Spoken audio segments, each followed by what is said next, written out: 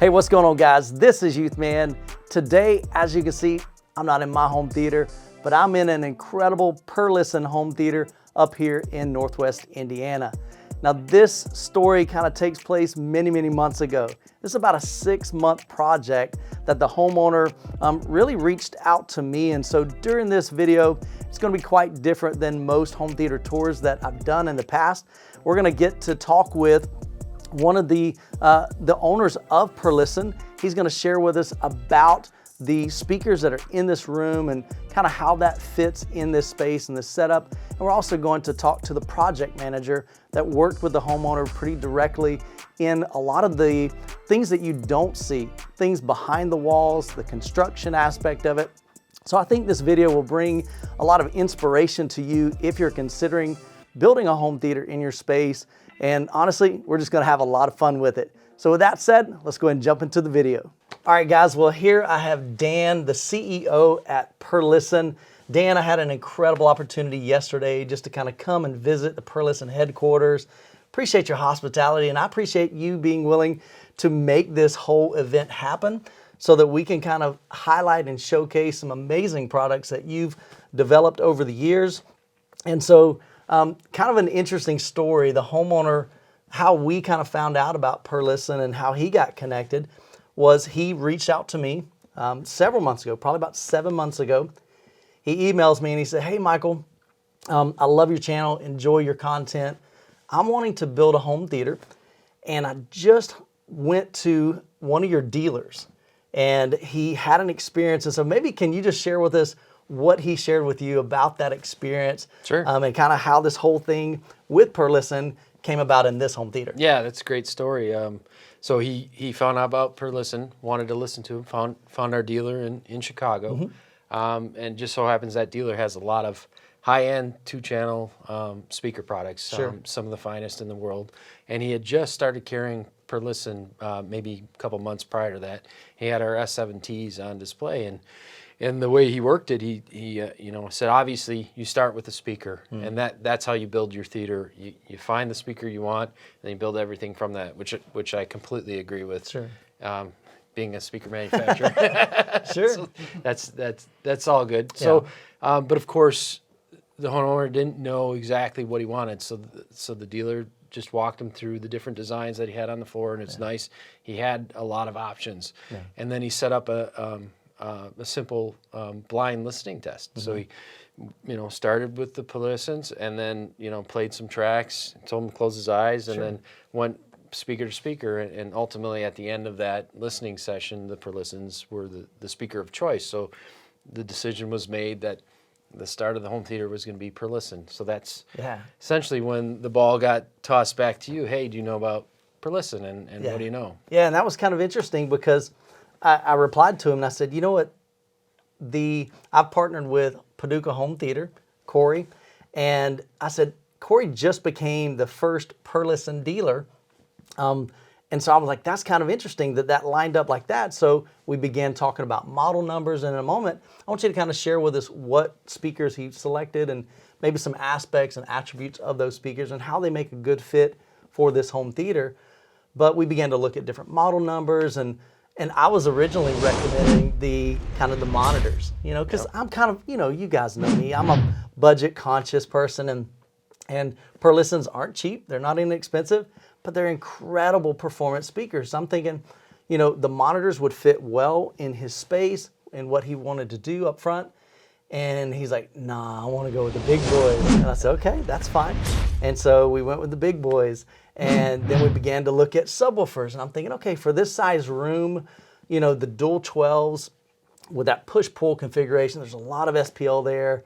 So that should be sufficient. He said, nah, Michael, I want the monster subwoofers. And I'm like, you're right here. You're beating on Youthman's heart. So, but kind of walk us through here, Dan, what speakers do we have and kind of what application do we have set up here? Okay, sure.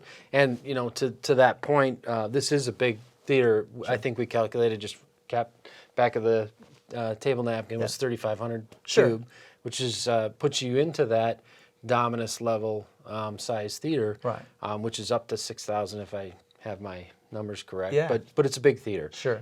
So you want to be able to fill it with enough SPL, certainly have enough subwoofer to make it happen. And just so happens we came out with the THX Dominus products right about the same time. Right. So another great event that happened there. So the products that he ended up choosing, starting with the S7T, perfect choice for a room like this. Kind of a neat idea, whether it was your suggestion or the homeowners, but using 3 identical up front, of course, awesome. And he decided to put them behind the screen. So we have the 3 S7Ts behind the screen, and then, like you said, the 2 D215Ss. So plenty of SPL on the low end, and we just heard, you could feel it in every seat when you needed to. The integration to the speakers was fantastic. So that's the baseline, and then to fill out the rest of the theater, the surround speakers, we use the on-wall version of the S series, so it's called the S4S. And it's a scaled down version of the tower where we have the same DPC array, which we talked about a lot at R&D, how important it is to do the timbre matching in the theater. Perfect choice, but it's scaled down. It only has a single driver. It uses the wall as part of the acoustics to deliver the SPL needed in the room, and there's 4 of those, so that's how we get the surround. So that's the core system, and it's a pretty impressive setup. Sure. So he's not mentioning the 4 Atmos, and the reason why he isn't is because you guys haven't developed the Atmos speakers, but we're hoping sometime in the near future. Might be a little bit down the road. You'll be working on some Atmos speakers for those of you that want to do a full Perlisten home theater.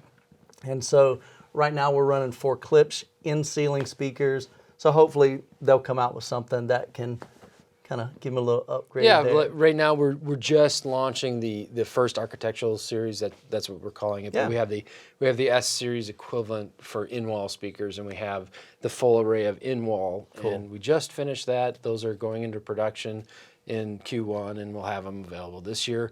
And then the next wave is going to be the in-ceiling products, which will be perfect for Atmos. So it's coming later. We're slowly rolling out new products all the time. Sure. I know one of the things, just kind of talking about the experience here, we were going through several, and like the Leaf scene with the Dolby Atmos, just a seamless pan, guys. And that's one thing that we were talking about yesterday at Perlisten headquarters, is how you've utilized pretty much the same drivers in all of your speakers, and kind of walk us through why is that so important to have that integrated in all the speakers. Like, what benefits can a consumer get from that versus some of the other brands that say they're timbre match, but it's because they're just using the same maybe materials. Right. Yeah. Exactly. And it was the Atmos demo, but then it was Interstellar, I think was the movie we were watching. There was a particular scene where a lot of glass was breaking and over a lot of overhead information, but also in front of you, and there was a very distinct difference between the height and the front, and the height sounded really kind of harsh, I guess, for lack of better terms. But more importantly, it was different, and it drew my attention to it. And that's the key here. When you're timbre matching, it should be seamless because you're watching the movie, and what's happening on the screen should be what's exciting you, not, oh, wait a minute, that speaker sounds different than that one. Yeah. And that's why it's so important. It's the finer details that make that theater just the next level. Yeah. And I think one thing that's kind of crucial, when we were going through this, I knew the homeowner wanted to have it on a raised platform, and we'll show you that in a little bit. And one of the biggest reasons, because he's got this second row seating back here, and he wanted to make sure that everybody had a good viewing distance, the heads didn't get in the way. And so by elevating that, now we're putting that tweeter up higher, and I was a little concerned about that. So I actually reached out to your team at Perlisten, and I said, hey, here's the situation. Is that going to cause an issue? And so a couple of things that they suggested is that because of and you're going to have to explain this, your dispersion pattern here, kind of walk us through that. Like, how was that maybe helping with them being up a little bit higher than what you typically would mount. Well, yeah, I mean, as long as you're getting the vertical pattern, it's narrower, but we still have a good plus or minus 20 degree where it's within the green light, if you will. So it's not so restrictive that you have to be right on the tweeter axis for perfection. And we know in a theater, you are going to be at slightly different heights. Right. But yeah, tilting them forward a little bit is going to improve the overall outcome. And then where the benefit now of that beamforming is that you do have a finite floor and ceiling. Gotcha, and right. And he's got it up on that platform. So eliminating some of that ceiling mounts and some of the reflections from the floor, that allows in a deep theater for that sound to get to you uncolored, right? And that's where the Perlisten design stands out. Right. And then we still have the wide horizontal, which works with the room to create the fill and the ambience that you want, and also because we have a real wide seating area. Very cool. Well, Dan, I appreciate you kind of being here to be part of this video to give some insight as to who Perlisten is.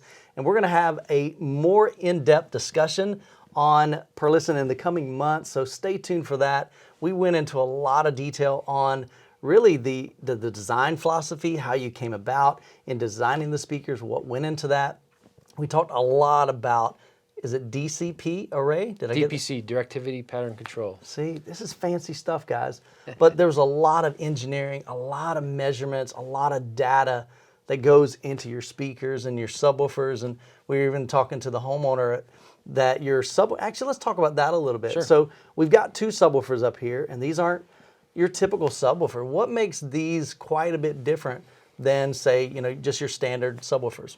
Okay, so the D215S is the top of our product line, but as I've been teaching people about our subwoofers, is we don't scale quality, we scale SPL. Correct. So really the main difference of the D215S versus our entry-level R210S is going to be its SPL capabilities, and to some level how low it can play. Yeah. The D215 is going to be your best option. But that's part of what makes it different, or the whole product line different. But the push-pull configuration, my favorite, I talk about it to no end. Yeah. That's where you're going to have the detail, the punch, the lack of distortion, the lack of compression, where it's just gonna, it's gonna knock your socks off, but it's not gonna feel like the subwoofers are stressed. Sure. And that certainly was the experience we had here. Yeah. We have a lot of technologies in the amplifiers to make that all happen, right? We're using the computer on board to monitor, the amp, the drivers, the AC line, all that real time, as much as 1,000 times a second, and it's adapting. So if, in a theater like this, there's a lot of power draw, if you got an AC line that sags, the subwoofer knows it, and then it adjusts the limiters accordingly so it doesn't distort. Right. Because the last thing you want to hear, you got your bass track coming, and all of a sudden the subwoofer gives up, right? So that's horrible. Yeah. There's a lot of other little instances like that, how we design the limiters to be as minimal as part of the audio as possible. Sure. I didn't explain that very well, but essentially a limiter is going to prevent the sub from going into overdrive, whether it's the drivers or the amplifier. Yeah, you have to have that in every subwoofer design, but you don't want to hear it. And that's what I'm talking about. You just want to make that as inaudible as possible. There's a lot of algorithms that we put in the amplifier that the computer stores and says, okay, it's this frequency, this band, this time. How am I going to compress so that it's going to sound natural? Yeah. And I guess I could go on forever on this topic, but that's the gist of it. We're putting as much that we've learned and know about subwoofer design into the amp, and then we're telling the amp to look at things and adapt on the fly. That's pretty incredible. I mean, really. And then there's even a deeper dive into like your app that you can control and manipulate. There's DSP in that. You can do PEQ settings, I believe, up to 10 bands. I think you can do 10 bands, and you can have memory settings. So, and then you can group subwoofers together, so you can do as many as 8 subwoofers. Nice. And you can group them so you can have individual EQs on each, individual offsets on each, and then you have one master that has the group of subs go up and down in level depending on how you want to do it. Yeah, and you can do the basic PEQs, time delay, phase, crossovers, things like that, whatever you need to. So it's a good complement to using all the room EQ systems out there. Sure. Well, your Perlisten speakers are definitely the heart of this home theater. And it was kind of interesting that the homeowner basically started there. He didn't pick the room. He didn't pick, you know, the star ceiling we're going to talk about. He didn't pick his theater seats. He's like, you know what? I want to find the sound that my ears that prefer the best, and then I'm gonna build a theater around that. And so we're gonna get a chance to talk to the project manager and kind of walk through the room. We're gonna look at every aspect of this. But Dan, I certainly appreciate your time. It's been a blast hanging out with you, and thanks for sharing us the details, what makes Perlisten just some incredible speakers. You bet. Love the experience. This has been great. Yeah. All right, guys, let's go ahead and take a tour around the room. I'll introduce you to the project manager, and we'll just talk about the different aspects of this room, and let's have some more fun. All right, Corey, thanks so much for joining us today. This is an incredible home theater that you, and honestly, a big team, there's probably about 15 people that were part of this build out. And so when I was talking with the homeowner, he said that from a long time ago, he knew he wanted to build a home theater, but he didn't know a lot about it. And so that's why he reached out to me. He reached out to you to get involved, and we're going to kind of go around the room and talk about the different aspects from the screen to this awesome star ceiling, lighting, and you were a big part of that, being the project manager. So, Corey, let's first talk about this massive screen. What do we got here? This is a Seymour screen, 140-inch with electric masking. So one of the things that the homeowner mentioned to me is that the masking right now, I guess the motors aren't here. Yeah, due to COVID-19, they're having issue getting parts. So Sure.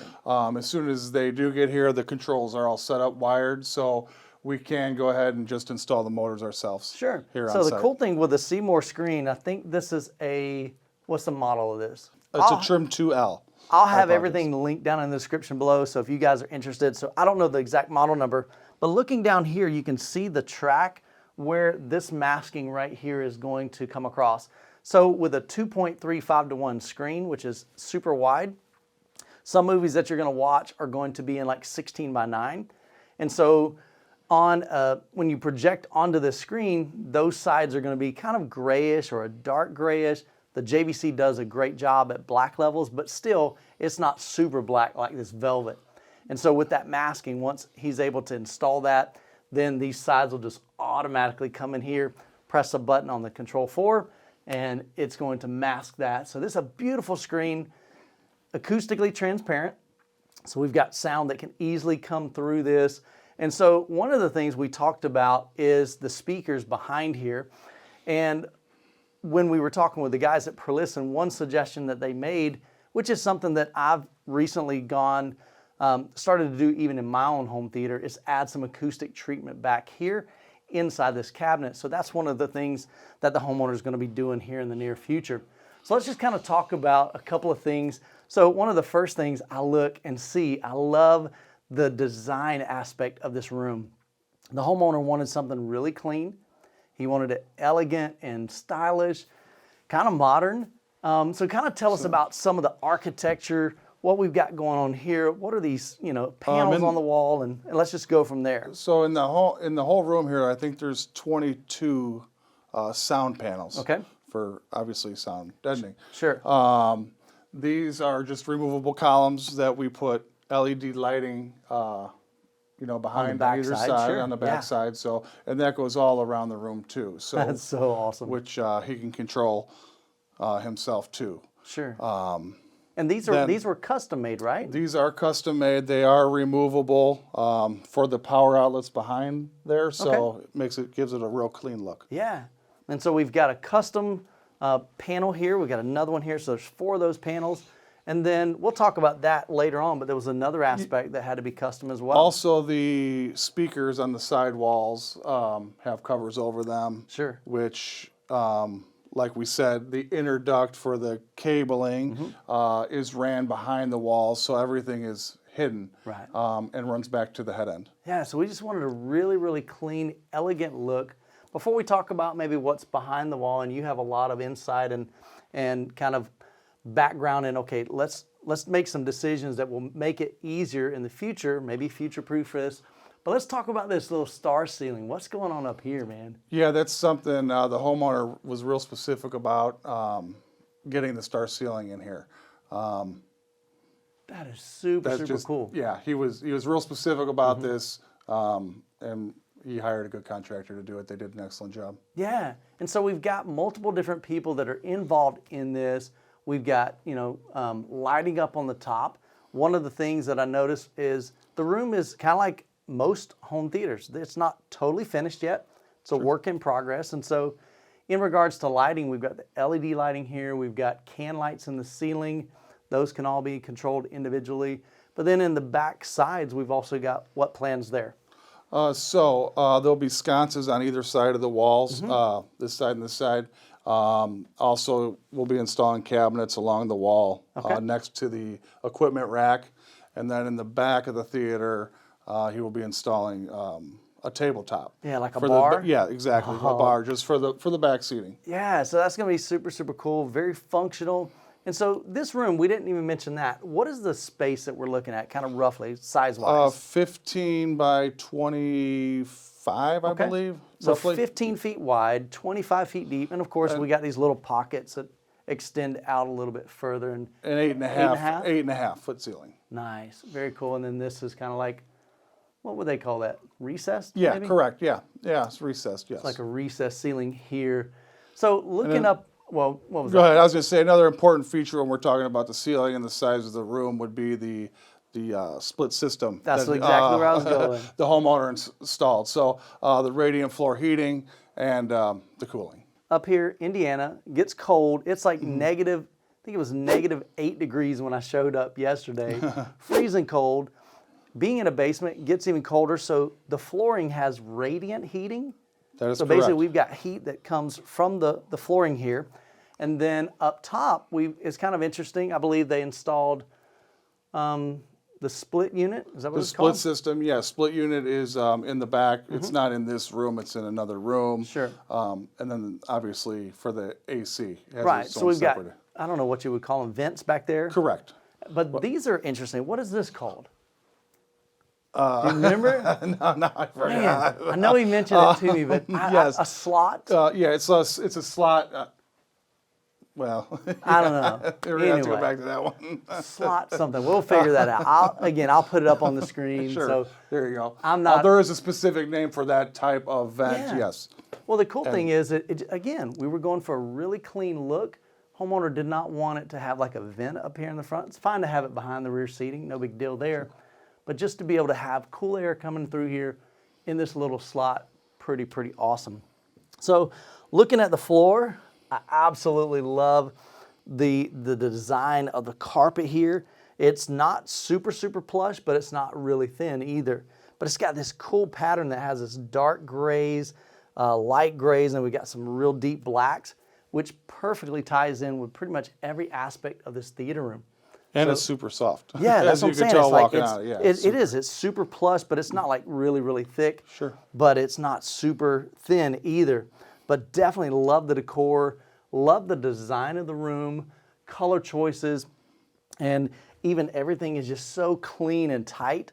Definitely like that. So looking at the rear, we've got room for 8 guests as far as the home theater seating. Correct. And I believe these are Octane seats. Octane seats, yes. So these have all the kind of the features that you would expect. We've got the headrest that move, lumbar support, of course, recline, LED lighting, all of that fun stuff. And so I'm a big fan of home theater seating in a dedicated theater room. I think it's super cool.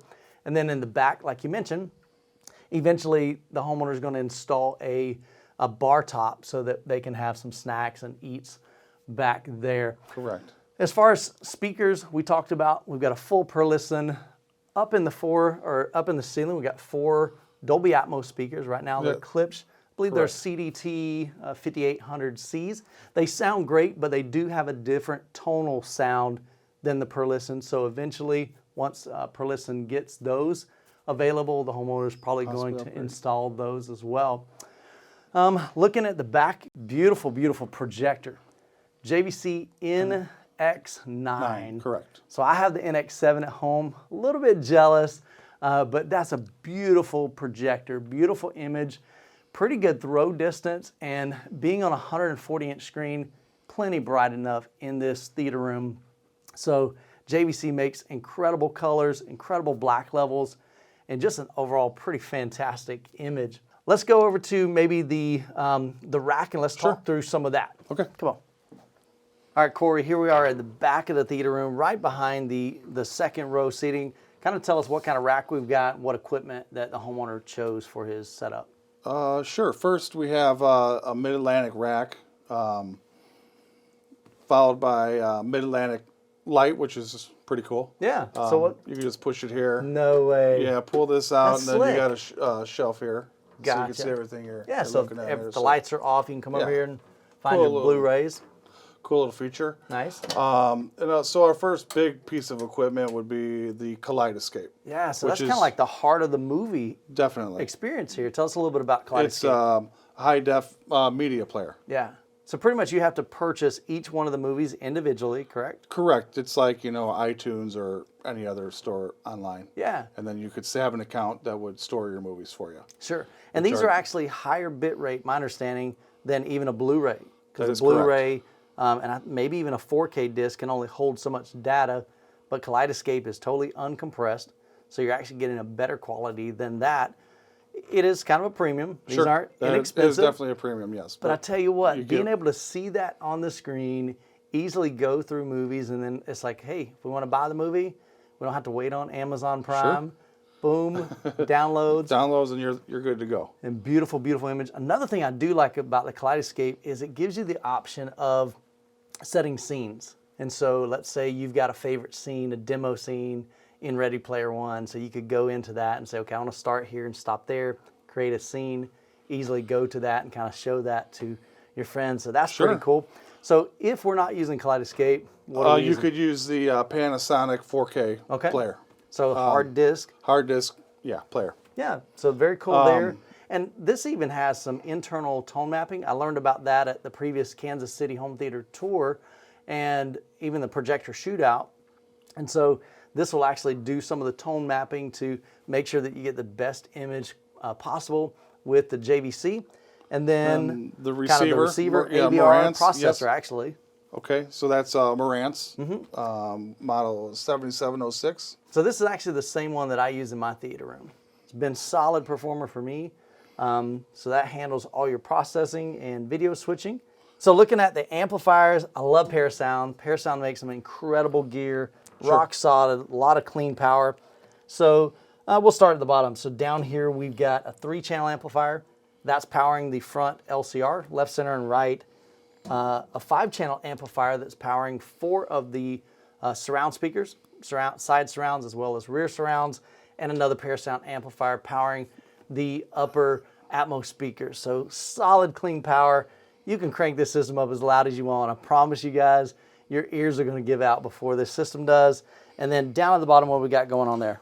We have voltage, trip light voltage regulator. And so that's kind of, I guess, monitoring the voltage that's coming in. Correct, that's correct. And trying to clean that up and making Yes. sure that's the cleanest signal. Okay. And then the most important piece is the Control 4. All right. So cool. We Tell have me a little bit this about just that. a Control 4 remote, but we can make scenes, do all kinds of different things with this. Sure. So makes it really Key simple. to your system, yeah. Yeah. Control. The one thing about Control 4, I love the build quality. I love what it offers to especially homeowners. So we can go back to the list of items here. And we've got, you can watch Tivo, watch Kaleidoscape, watch Netflix, watch Amazon Prime, Plex, Blu-ray. And so you hit one button, so the wife can come in, the kids can come in, go to watch whatever they want to watch. It turns on the projector, turns on all the equipment, dims the lights, turns on the Kaleidoscape, turns on everything. And hopefully when we get the masking hooked up, it'll figure out what to do. And correct. I believe the Kaleidoscape has that metadata in there to where it knows if it's 2.35, whether it's 16 by 9, and so it could adjust that. So really, really cool stuff. But with Control 4, Crestron, Savant, you're going to need to get a custom CI, custom integrator to do that. And you didn't do that. That was another company. Correct. Again, that team that came together to make this happen. But super, super cool, very convenient there. And actually, speaking of Control 4, there's one more part of this that I thought was Yes. pretty slick. The homeowner showed me that right outside the door as you enter, let's say, for instance, we finish you're waiting on everybody to walk out, and instead of taking your remote with you or being the last one out, the last person out on the wall, there's options to turn stuff off. But also, let's say you're walking into the theater room, there's options for, you know, do I just want to turn the lights on?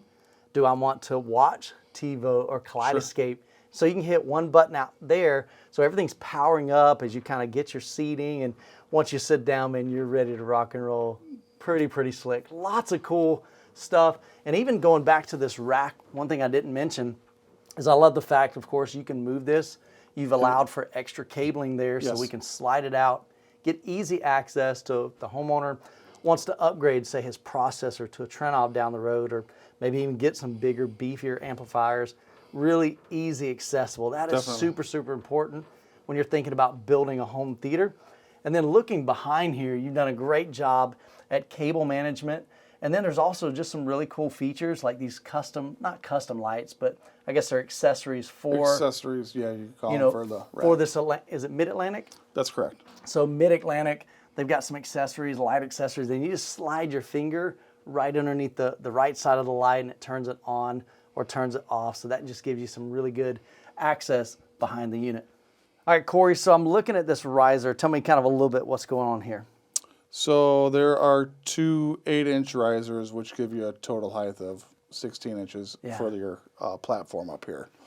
Very cool. You got step lights? Yeah, integrated into each step, even back here, are LED lighting in each step. Nice. Definitely. Now, one thing I really noticed, it might be a little bit hard for you guys to see. My head will probably get cut off, but I love the fact that even if we recline these seats all the way, I love how the homeowner made a conscious decision. I want enough space that even if somebody's laid out, we got plenty of room to walk right in front. Sure. So that is super cool. So that's one thing I wish I had in my home theater. I just don't have the depth in my room. My room is 13 feet wide, 19 feet deep. My cabinet takes up like another 4 feet. So I only have 15 feet to work with. So with this room, this depth, we had a lot of room to work with. Sure. Made a massive step, 2-step riser here, and just a beautiful space to work with. Definitely love what you guys have done for this. And then, like you said, we've got some LED lights in the back row as well for the bar. All right, Corey, we've looked at speakers. We looked at this incredible star ceiling. We've looked at lighting, and we talked about the seats or the risers. But there's a lot of stuff that went into the design of this theater room that really we don't see, and you had an integral part in that. Kind of walk us through some of the things that we don't see that are kind of structural or maybe even just provide functionality. We've got some cool props. We'll show you those as well. So kind of walk us through that. I think one of the most important would be the double 5/8 drywall with the green glue for the walls. I think that was a big part. Sure. And so the purpose of that, are we trying to keep sound from escaping this room? Correct. Okay. That's the goal. Sure. Definitely. And the reality is, and we were even talking about this with the homeowner, even though we went to extremes to try to isolate the sound here as much as possible, there's really not a good way of trapping bass completely. Completely, sure. So there is some sound that travels upstairs to their home above us, but the idea is to try to minimize as much vibrations that could travel to the kitchen, to the bedroom, but also even vice versa. By doing some of the things you're going to share, it actually prevents some of the sound coming in. So when people are walking upstairs, or you got kids running through the house and they're making noise, dogs are running, you can enjoy a movie or listening to music and you're not kind of distracted by that. Yeah, and I think that's where these come into play. Awesome. So what is this? So this is an isolator that you would basically hang your ceiling from to prevent the vibration. Okay, so up here we've got like what, our studs? Correct. So these tie to your joist. Okay. And then there's like something that connects here, right? Correct. And then you have the wire that hangs to the track underneath, and then your drywall goes to the metal track. And I think y'all use double drywall down here, right? Correct. Okay. Yep. So we've got, basically this acts as kind of like a sound dampener. And so if we've got drywall just directly screwed into the joist, that vibration from the drywall is going to transfer to the joist, going to transfer to the flooring upstairs. So now you're getting vibrations all through the house.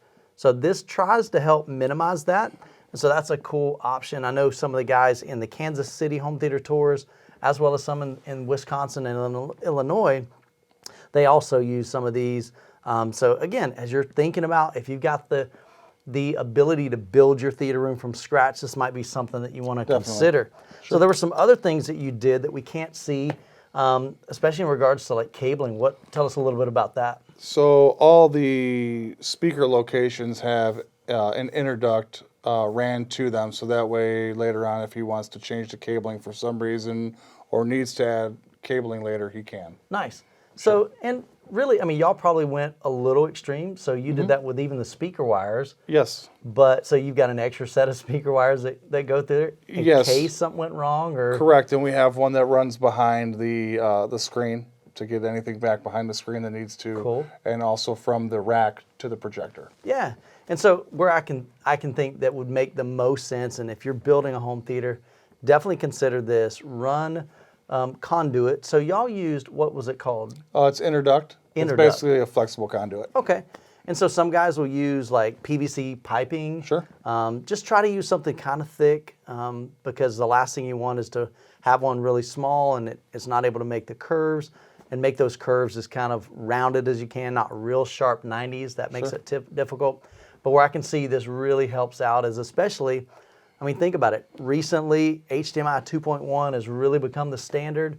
And so you may have an old HDMI 2.0 cable, or I think there was a 1.4 before that. And so let's say you go to upgrade your projector down the road. We've got a new standard for HDMI that handles more bandwidth, higher resolution, frame rate, and all of that. Well, guess what? You're either climbing in your attic, or in this case, you really can't climb into anything. No. So you better have some kind of chase through there, conduit. And so a couple of interesting ways that you can do that. Let's say you're pulling your cable, you tie or like use like some kind of tape, electrical tape. Probably that's not the best. I mean, I wouldn't do duct tape on it. But anyway, so you're going to tape something to the end of that and use the old cable as your pull cable to bring the new one in. But some guys, I don't know if y'all did this, but some people will even put a pull string. So they'll literally put a string through that conduit so they don't have to use that original cable. They can just pull it. So a lot of different ways that you can do that, but using that type of conduit, PVC, or whether it's that interduct that you've used, that's great to be able to do that. And again, this is just it's not that much more expensive to do that, especially if you don't have your drywalls installed. Definitely consider doing that. Like I said, at least for the HDMI cable. Speaker cables, like I said, I've never heard of somebody doing that, but it makes sense. It's not that expensive, does take a little bit of extra work, but it's a whole lot easier to do it in the design phase and in the construction phase than it is to do later on. And you're like, oh, how do we get this cable through the wall, you know, and all that. So is there any other aspect of, you know, outside that we don't see that y'all incorporated into this theater room? The only thing that were issues that we had run into with the structure, you know, and that would be like the beam, which we tried to hide the best we can. Okay. You know, so you're talking about this metal beam correct. That runs along part of his ceiling here. Yes, which he decided to keep. Okay. But he did have a cabinet or carpenter that made the same columns, make a column to match the rest of them. Cool. So we're talking about these 4 wood panels on the left and right. Correct. So those were custom wood panels, and they were stained, I'm assuming? Yes. Stained or painted? I'm not real sure. I think it was stained.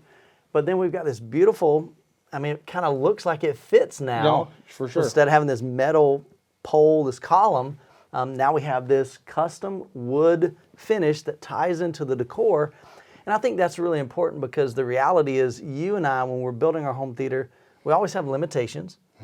Every room, even in this room, it was kind of built from scratch. But guess what? There was already pre-existing part of the architectural that we got to figure out ways around. And so sometimes it just takes a team of people to come together and go, okay, how best can we mitigate this? How best can we work around this? And one concern that he was sharing with me is that he wasn't sure, like, you know, should we move this? And he even got an architectural engineer, you know, in to say, okay, what can we do? And he said, I can move it like a foot or 2 foot. And he's like, that is not worth it. That's not going to fix anything. So we did the best we could with what we've got. It looks beautiful. And then the other thing is with that, where I was going with that is with those challenges, you just got to figure out like, okay, what can we do to make it work? And in this case, he just chose to make it part of the room. And I think he did really great with job the paint, of that. it blends in very, very well. Yeah.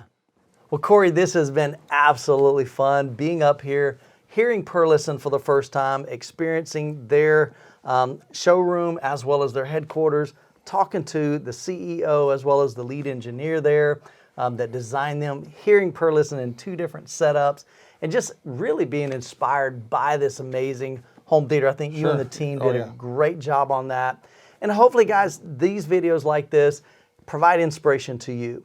Maybe there's something you see in this room that gives you ideas for your own home theater. Maybe it's the height of the riser or how we built that, or maybe putting your speakers behind an acoustic transparent screen, or using things like these isolators that'll help with vibrations throughout your house. And so that's really my heart behind the home theater tours, just to provide education as well as inspiration for you when you're building your home theater. Well, if you enjoyed this video, I've got a playlist right here of some really incredible home theater tours that I think you'll enjoy. And make sure you subscribe to the channel, because in a future video, I have an in-depth Perlisten Insider where I sat down with the CEO as well as a lead engineer, and we talked about all things that make their speakers and subwoofers so incredible. And as always, you guys be blessed, and we'll catch you in the next video.